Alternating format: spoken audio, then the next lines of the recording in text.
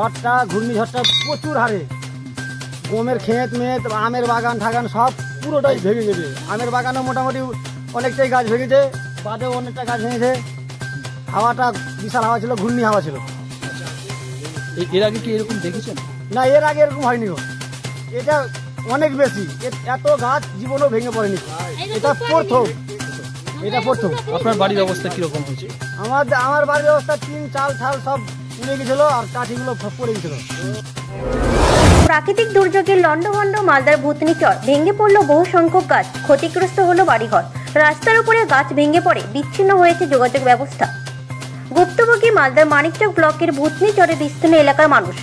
রবিবার সাত সকালে ঘূর্ণিঝড়ের ব্যাপক তাণ্ডব লক্ষ্য করা যায়। ভূতনি বাঁধের দুপাশে থাকা বড় বড় গাছ ভেঙে পড়ে রাস্তার উপর, তছনছ হয়ে যায় গোটা এলাকা। একের পর এক বহু সংখ্যক গাছ ভেঙে পড়ে বিচ্ছিন্ন হয়ে গেছে যোগাযোগ ব্যবস্থা। অন্যদিকে বহু বাড়ির ছাউনি উড়ে গেছে, কোথাও আবার বাড়ির একাংশ ভেঙে পড়েছে, জমির ফসল জমিতে শুয়ে গেছে, এমনটাই বলেছে স্থানীয়রা। মালদা থেকে হরেন চৌধুরী রিপোর্ট, বাংলার কথা।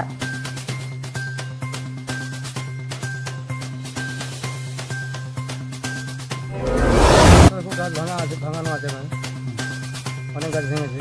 কিভাবে ভাঙলো? তো নিয়েছিল, হাওয়া ছিল না, বৃষ্টি, ওই যে তুফান এসেছিল। আচ্ছা, সকালবেলা 5টা দিকে। এই বাঁধে আসার সময় কি দেখলেন? কিরকম অবস্থা? সব গাছ পড়ে আছে রোডে। কতটা গাছ হবে? অনেকটাই আছে, দেখিনি এখনো। আসছি